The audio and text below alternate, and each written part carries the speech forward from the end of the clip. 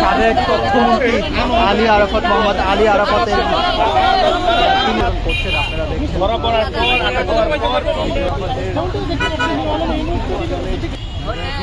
না পারে তখন আপনারা দেখেছেন ভোট মারতেছিল, কেন্দ্রে সেই জাল ভোট যখন মারে আমি হাতে নাতে ধরি, সেই টাইমে তারা কেন্দ্র থেকে আমাকে থাকিয়ে বাদ করে নিয়ে আসে, প্রচণ্ড হারে মারধর করে।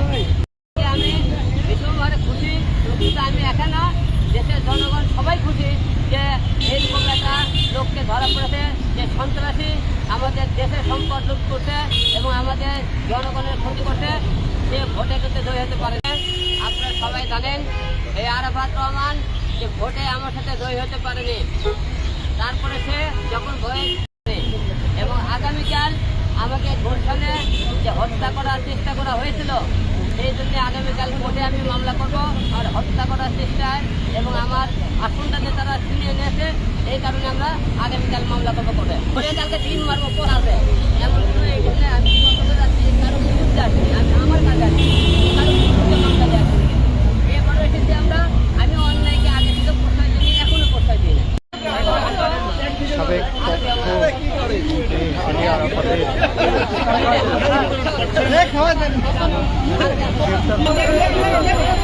ডিসি অফিসের সামনে কিন্তু মিষ্টি বিতরণ করছেন আপনারা দেখছেন।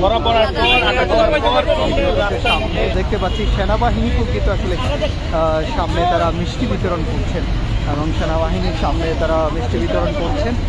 আলী আরাফাতের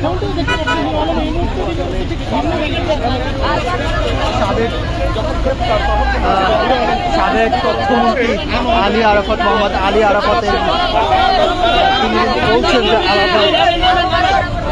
আমরা দেখতে পাচ্ছি যে